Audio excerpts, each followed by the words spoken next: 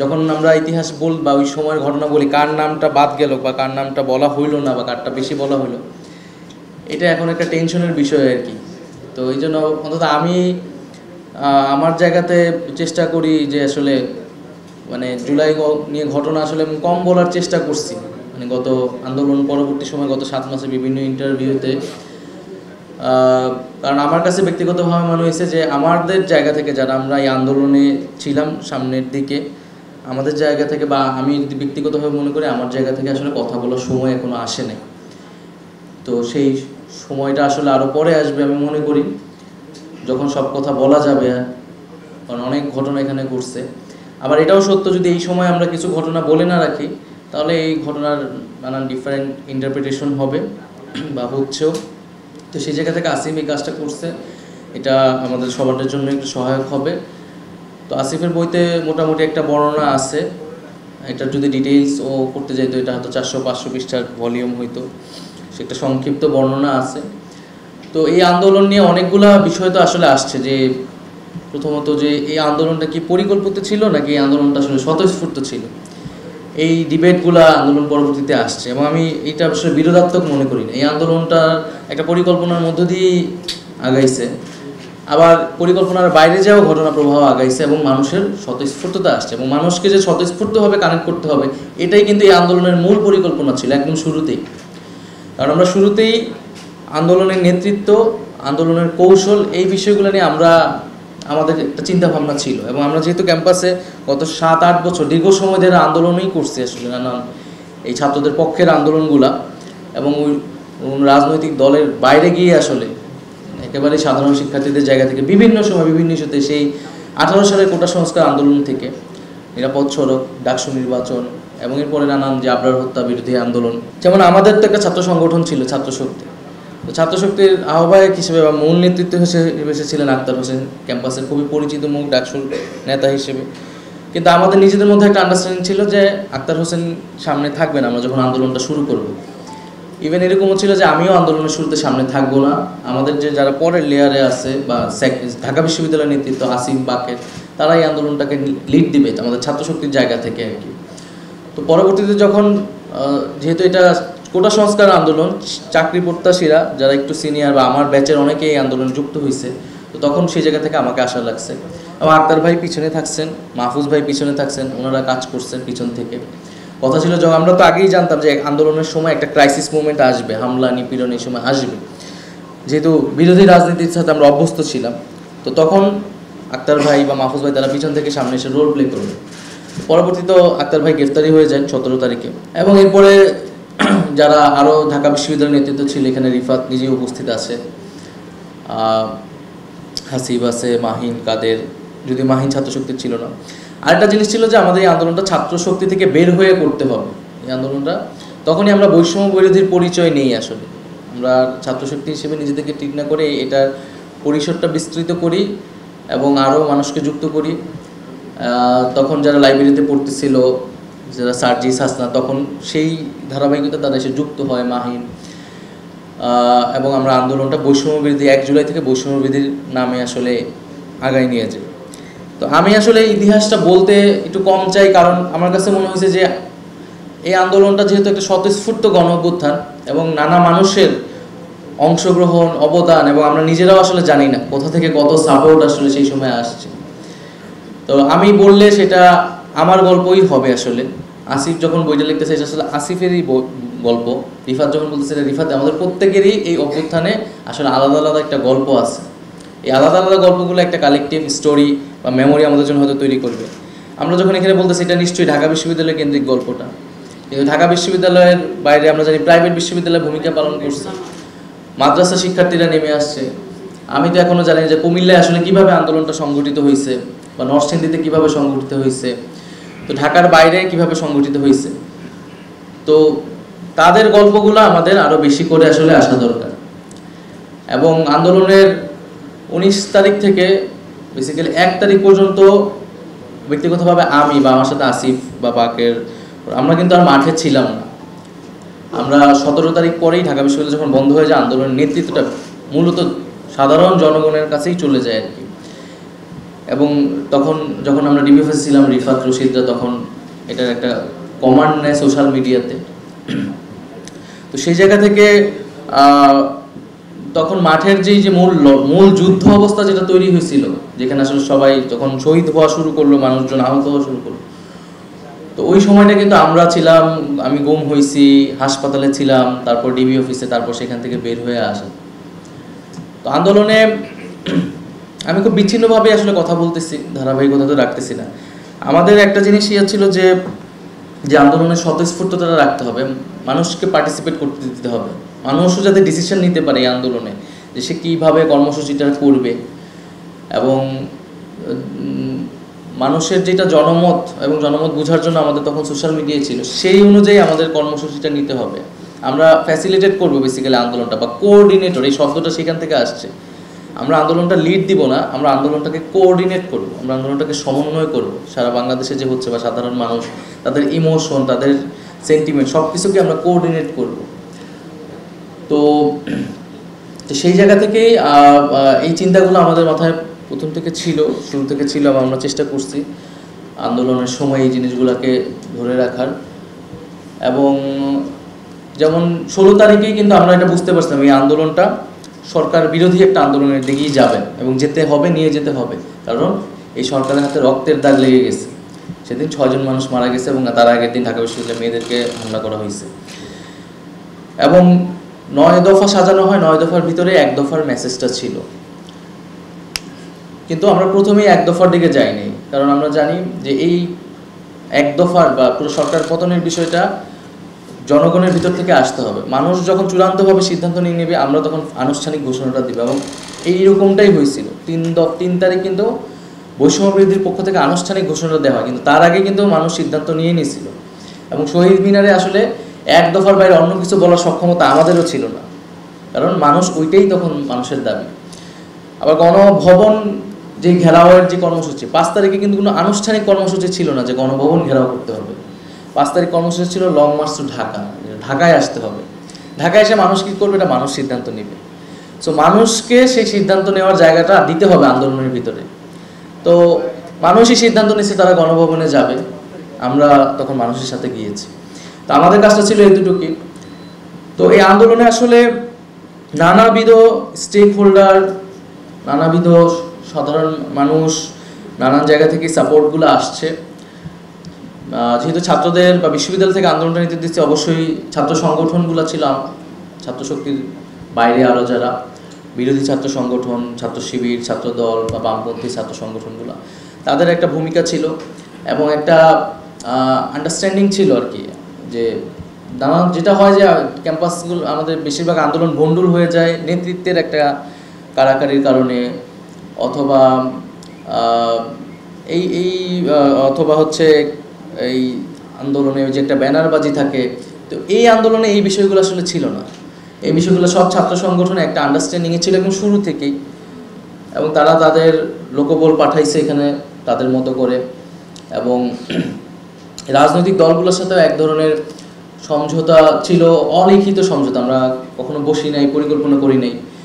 যেমন বিএনপি তারা শুরু থেকেই এই আন্দোলনটাকে বলছে এটা সাধারণ শিক্ষার্থীদের আন্দোলন, আমাদের নৈতিক সমর্থন আছে, তারা কখনোই বলে না এটা আমাদের আন্দোলন, এবং এটা তাদের আন্দোলন ছিলও না শুরু থেকে। আবার আমাদের জায়গা থেকে আমরা বলছি এটা অবশ্যই সাধারণ শিক্ষার্থীদের আন্দোলন, কিন্তু রাজনৈতিক দলের লোকরা এখানে অংশগ্রহণ করতে পারবে না এইরকম কোনো শর্ত আরোপ আমরা প্রত্যক্ষ বা পরোক্ষভাবে করিনি।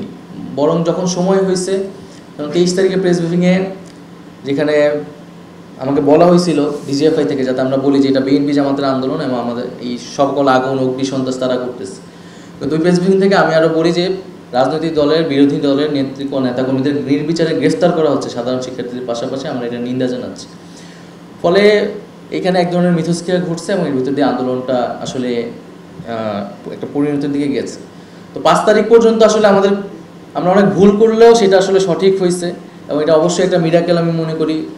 উপরওয়ালার একটা অবশ্যই এখানে একটা তার বিষয় ছিল, এবং তিনি সহায়তা না করলে আসলে এই আন্দোলন এইভাবে যাইতো না। আমরা মনসুন রেভলিউশন বলা হচ্ছে, কিন্তু পুরো আন্দোলন টাইমে সেই রকম বৃষ্টিপাত হয় না যে মানুষ রাস্তায় নামতে পারবে না, এটাও একটা অলৌকিক ব্যাপার আমার কাছে মনে হয়। তো এরকম অনেক অলৌকিক ঘটনাও আসলে এই আন্দোলনের সময় ঘটছে। আর সর্বোপরি আমরা সাপোর্ট পাইছি মানে মানুষের, এবং যাকে চিনি না জানি না বা দল মত নির্বিশেষে আমরা আসলে এই সাপোর্টটা পাইছি। আরেকটা হচ্ছে এই আন্দোলনে ছাত্রলীগের একটা অংশেরও কিন্তু ভূমিকা আসলে অনেক বেশি ছিল, যারা ছাত্রলীগ থেকে বের হয়ে গেছে, যাদেরকে এখন আমরা বিদ্রোহী বা বিপ্লবী ছাত্রলীগ বলি, ওই বিদ্রোহী অংশটা, কারণ তারা বের না হলে এই আন্দোলনটা কিন্তু হল থেকে আসলে একটা টাফ ছিল। তো আন্দোলনে ব্লকেট কর্মসূচির একটা গুরুত্বপূর্ণ ভূমিকা ছিল আমার কাছে মনে হয়েছে। তবে আন্দোলনে আমি একটা ব্যাখ্যা বিভিন্ন জায়গা থেকে দেখি, এরকম মানুষ বলার চেষ্টা করে যে আন্দোলনটা আসলে কোটা সংস্কার দাবিতে শুরু হয়েছিল, এবং যখন হামলা নিপীড়ন করা হয় তখন সাধারণ মানুষ ক্ষিপ্ত হয়, মানুষজন মারা ক্ষিপ্ত হয়ে নেমে আসছে। তো এইটা একটা সত্য, এটা সাধারণ জেনারেলাইজড একটা ব্যাখ্যা। কিন্তু আমি মনে করি যে এখানে অনেকগুলা ঘটনা ঘটানো হয়েছে দেখেই একটা প্রেক্ষাপট আসলে তৈরি হয়েছে। যেমন ব্লকেট কর্মসূচির মধ্যে দিয়ে কিন্তু ঢাকা বিশ্ববিদ্যালয়ের পুরা শিক্ষার্থীরা যুক্ত হয়েছে, এবং ঢাকা শহরে একটা গণঅভ্যুত্থানের প্রস্তুতি আসলে তৈরি হয়েছে, একটা প্রেক্ষাপট তৈরি হয়েছে। আমরা যখন একটার পর একটা ব্যারিকেড ভাঙতেছিলাম এবং প্রতিদিন একটু একটু করে আগাইতেছিলাম, আমরা কারণ বাজার থেকে ফার্ম গেট, এই যে মানুষের ভিশনটা কিন্তু বাড়তেছিল যে আমরা আসলে গণভবন পর্যন্ত যাইতে পারি, আরও ব্যারিকেড ভাঙতে পারি। ব্যারিকেড ভাঙার যে সাহসটা, সেটা ওই মিছিলগুলো থেকে, ব্লকেট কর্মসূচি থেকে তৈরি হয়েছে। তো আমি বেশি কথা বাড়াবো না, আমি বিক্ষিপ্তভাবে কয়েকটা কথা বললাম। সর্বোপরি যদি আসিফকে নিয়ে বলি, যে এই পুরো আন্দোলনে মানে আমার সাথে বা আমরা যারা যেই কজন খুবই ক্লোজ ছিলাম, তার মধ্যে আসিফ অন্যতম, এবং পুরো ফিল্ডের দায়িত্বটা আসিফ বাকের প্রধানত দেখতো, এবং তাদের সাথে রিফাত, হাসিফ, তাদের ওরা সমন্বয় করতো। এবং মানে আন্দোলনে একটা পর্যায়ে হয়েছে আমি ফিল্ড থেকে অনেক বেশি বিচ্ছিন্ন হয়ে গেছিলাম, মানে আমাকে যেহেতু উপর লেভেলে অনেকগুলো যোগাযোগ বা অনেক কিছু ডিসিশন মেকিংয়ে থাকতে হইতেছে। পেছন থেকে তো মাহফুজ ভাই এবং আক্তার ভাই হেল্প করছে একটা, আক্তার ভাই গ্রেফতার পর মাহফুজ ভাই, নাসির ভাই এসে পরে যুক্ত হয়েছে। কিন্তু আসিফ বাকের পুরো ফিল্ডের পুরো ডিসিশনগুলা বা বাস্তবায়নের জায়গাটা ওরা সবসময় করছে, এবং আসিফ অনেক সাহসী ভূমিকা নিছে, অনেক সাহসী সিদ্ধান্ত একসময় মানে একটা সময় ওর থেকেই আসছে। 15 তারিখের যে কর্মসূচিগুলো, 15 তারিখ যে আমরা কর্মসূচি দিলাম, 14 তারিখ রাত 3টা বাজে আমরা ঘোষণা করা হয়েছে। বেসিক্যালি কর্মসূচির কথা আমি জানতাম না, কারণ আমাকে কানেক্ট করা যাচ্ছিল না, এবং ও ওই কর্মসূচিটা ঘোষণা করে ফেলছে যাদের সাথে যোগাযোগ করতে পারছে। তা আমাদের মধ্যে এরকমও হয়েছে যে আমরা যে খুব সবসময় যোগাযোগ করে সিদ্ধান্ত নিতে পারছি এরকম না, কিন্তু কেউ একজন যখন একটা সিদ্ধান্ত দিয়ে ফেলছে, আমরা সবাই সেটাকে ওন করছি, এবং সেই সিদ্ধান্তটা আমরা সবাই মিলে বাস্তবায়নের চেষ্টা করছি। লং মার্চ একদিন আগায় আনার ঘোষণা, এটা আসিফের মুখ থেকেই প্রথম গেছে। আসিফ এই সিদ্ধান্তটা নিচ্ছে। আমি তখন শাহবাগে 8টা, আমার পক্ষে আমাকে জানানো হয়েছে যে আগায় নিয়ে আসা হচ্ছে, ওকে ঠিক আছে। পরে ও রাতে এটা দিয়ে দিচ্ছে, এবং সরকার গঠনের ওই সময়টা আসিফ খুবই ভূমিকা পালন করছে, এবং ও খুবই স্ট্রংলি বলছে যে ছাত্রদেরকে সরকারের প্রতিনিধি হইতে হবে আর কি। আমার একটু নিমরাজি ছিল, মানে সরকার মানে যাবো কি যাবো না, আমরা তো আসলে মাঠটা আমাদের জন্য দরকার। তখন আসিফ আমাদের মধ্যে খুবই যে না, গণঅভ্যুত্থানের প্রতিনিধিকেই সরকারে থাকতে হবে, নাইলে এই সরকারের আমাদের যে দাবি দাওয়াগুলো সেটা আসলে বাস্তবায়ন করার সম্ভাবনা কতটুকু থাকবে এটা আমরা এখনো শিওর না, এবং সরকার কী হয় আমরা জানি না। যখন সেনাবাহিনী সহ 3 বাহিনীর সাথে বার্গেনিং হয়, সেখানেও আসিফ একটা বোল্ড ভূমিকা পালন করছে। এবং আরেকটা যেটা মজার ঘটনা ঘটছে, যে আন্দোলনের পুরো সময়ে আমাদের মধ্যে একটা ছিল যে আন্দোলনে আমাদের ওইভাবে কোনো নেতৃত্ব আমরা তুলব না, আন্দোলনে এক এক সময়ে এক একজনকে আমরা সামনে রাখবো, পরে সময়ের প্রয়োজনেই নেতৃত্ব আসলে তৈরি হয়ে যাবে যদি প্রয়োজন হয়। তো একটা টাইমে তো আমাকেই মিডিয়াগুলো ফেস করতে হয়েছে, বা এখানে কর্মসূচিগুলো ঘোষণা করতে হয়েছে, কিন্তু আমি অনেক ইনফরমেশন থেকে বিচ্ছিন্ন থাকতাম, এবং এটা ইচ্ছা করেই থাকতাম। অনেকগুলো ইনফরমেশন বা সিদ্ধান্ত কিন্তু আসিফ, বাকের বা রিফাত ওদের পর্যায়ে থেকে যেত, বা পলিটিক্যাল কমিউনিকেশনগুলো, যোগাযোগগুলা বিভিন্ন ছাত্র সংগঠনের সাথে বা গ্রুপগুলোর সাথে, এগুলো কিন্তু আসিফ বাকের ওরা করতো, এবং আমি জানতামও না কার সাথে কী কথা হয়েছে, কখন কথা হয়েছে। তো এটা আমি ইচ্ছা করেই জানতাম না, কারণ সব ইনফরমেশন আমার কাছে থাকাটা ঝুঁকিপূর্ণ। তো যখন কিন্তু সেই সময় সরকার বা গোয়েন্দা সংস্থা তারা ভাবছে এই আন্দোলন, যেহেতু আমি এই পুরো সার্কেলের লিডার, আমি ছাত্রশক্তির সেক্রেটারি, এবং আন্দোলন আমি ফেস, তো আমাকে ধরলে মনে হয় সব কিছু পাওয়া যাবে আসলে।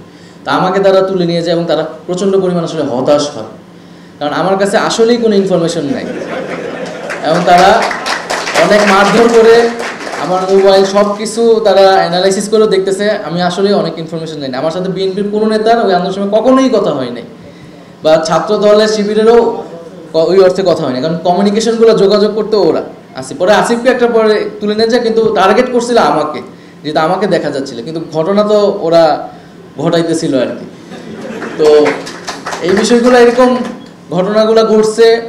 তো আমি সর্বশেষ এটাই বলবো যে আমাদের গল্পগুলা কেউ যাতে ভেবে না নেয় যে এটা জুলাই গণঅভ্যুত্থানের গল্প, শুধু আমাদের গল্পগুলোই।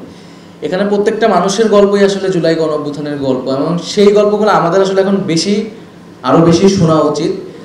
কারণ ফলে আমি এই জন্য বারবার এটা বলি, আমি যখন বলি এটা আমার গল্পটাই বলি, আসিফ যখন বলে আসিফের গল্পটাই বলে। আর একটা বিষয় হচ্ছে এই 36 দিনের আন্দোলন, আমি যদি কখনো বই লিখি বা আমি যদি আরও বিস্তারিতভাবে জুলাইকে নিয়ে লিখতে চাই, তাহলে 36 দিনের থেকেও আমার কাছে গুরুত্বপূর্ণ হচ্ছে তার আগের যে 5-7 বছর, যেটার মধ্য দিয়ে আমরা বড় হয়েছি, আমাদের চিন্তা ভাবনা, আমাদের ভিতরে বিক্ষোভ তৈরি হয়েছে। আসলে আমি তো 2017 সালে ক্যাম্পাসে প্রবেশ করছি বা শুরু করছি, তারপর 2018 সাল কোটা সংস্কার, আমাদের যে একটা জার্নিটা আছে গত 5-7 বছরে হয়েছে। বিএনপি যেমন তার 15 বছরের একটা জার্নি আছে, বা বিএনপি সহ বিরোধী দলে তাদের একটা নির্যাতন বা লড়াইয়ের গল্প আছে। তো এই প্রেক্ষাপটটা খুব গুরুত্বপূর্ণ আমার কাছে মনে হচ্ছে জুলাই হওয়ার ক্ষেত্রে, কারণ আমরা কোটা সংস্কার এবং নিরাপদ সড়ক 18 সালে, এটা কিন্তু আমাদেরকে ব্যক্তিগতভাবে আমাকে অনেক প্রভাবিত করছে। আমরা যখন এই আন্দোলনটা শুরু করি, এই আন্দোলনটা কিন্তু অনেকটাই সেই আন্দোলনের মতো করেই নিরাপদ সড়ক বিভিন্ন জায়গায় ব্লকেট হয়েছে। তো ব্লকেটটা কিন্তু সেইটার আঙ্গিকেই হয়েছে, মানে সেই আমাদের মাথায় ছিল ওইটা যে সবাই স্কুল কলেজে সবাই বের হয়ে আসবে, ওই সিনারিওটা কিন্তু আমার মাথায় সবসময় হিট করতো। তো ওই প্রেক্ষাপটের ভিতর দিয়ে তো আমরা আসলে তৈরি হয়েছি। তো এই জন্য আমার কাছে সেই পুরো 5-7 বছর আমরা অনেকগুলো ছোট ছোট ঘটনা ঘটছে, অনেকগুলো আন্দোলন হয়েছে, আসিফ জেলে গেছে, আক্তার ভাই 2বার জেলে গেছে, এবং আমরা এখানে ছাত্র অধিকার পরিষদ হয়েছে, ছাত্র অধিকার পরিষদ ভাঙছে, নতুন একটা ছাত্র সংগঠন হয়েছে, এখানে আরও অনেকগুলো সংগঠন ভাঙছে, অনেক ধরনের পরিবর্তন হয়েছে আসলে রাজনীতিতে এবং করোনার পরে এক ধরনের শিফট ঘটছে পুরো রাজনীতিতেই। তবে এটা সত্য যে আমরা গত 5-6 বছর ধরেই আমরা একটা গণ অভ্যুত্থানের জন্য অপেক্ষা করতাম সবসময়। এই হাসিনা সরকারের পতন একদিন ঘটবে, এটা আমাদের একটা কামনা ছিল সবসময়। কারণ আমার নিজের কাছে মনে হইতো যে আমি ঢাকা বিশ্ববিদ্যালয়ে পড়ছি বা ছাত্র রাজনীতির সাথে যুক্ত বা ছাত্র হিসেবে আছি, যে আমি আমার পরবর্তী প্রজন্মকে আসলে কি বলবো, যে একটা ফ্যাসিস্ট সময় আমরা বিশ্ববিদ্যালয়ে পড়ছি, যে বিশ্ববিদ্যালয়ে এত আন্দোলন, এত ইতিহাসের গল্প, অথচ আমরা ব্যর্থ, আমরা কিছুই করতে পারি নাই। এবং শেষের দিকে মনে হইতো এই ব্যর্থতা নিয়ে আসলে আমাদেরকে ক্যাম্পাস থেকে বের হইতে হবে। তো এটা বাংলাদেশের জনগণ এবং উপরওয়ালাকে ধন্যবাদ যে এই ব্যর্থতা আমাদেরকে নিয়ে বের হইতে হয় নাই, বরং একটা সফলতা নিয়ে আমরা বের হইতে পারছি বিশ্ববিদ্যালয় থেকে, যে সরকারের পতনটা ঘটতে পারছে এবং সেখানে আমাদের কিছুটা ভূমিকা ছিল। এবং আমাদের এখন সামনের যে বিষয়টা, যে আমাদের প্রজন্ম এবং পরবর্তী প্রজন্মগুলো যারা বাংলাদেশে, তাদের জন্য যে আরেকটা ফ্যাসিজম তৈরি হবে না, এইরকম একটা রাষ্ট্র কাঠামো, সমাজ ব্যবস্থা বাংলাদেশে তৈরি করা, সেটার জন্য কাজ করা, যাতে আমাদের গণতান্ত্রিক অধিকারগুলা রাষ্ট্র হিসেবে 53 বছরে আমরা যা করতে পারি নাই, এই জুলাইয়ের মধ্য দিয়ে আমরা যাতে করতে পারি। এবং জুলাইকে আমি সবসময় মনে করি এটা আমাদের একটা স্টার্টিং পয়েন্ট, এটা আমাদের এন্ডিং পয়েন্ট না। আমরা জুলাই থেকে শিখেছি, জুলাই থেকে আমরা শুরু করেছি, এবং এই যে আমাদের জার্নিটা গণতান্ত্রিক লড়াই, এইটা আমাদেরকে অব্যাহত রাখতে হবে।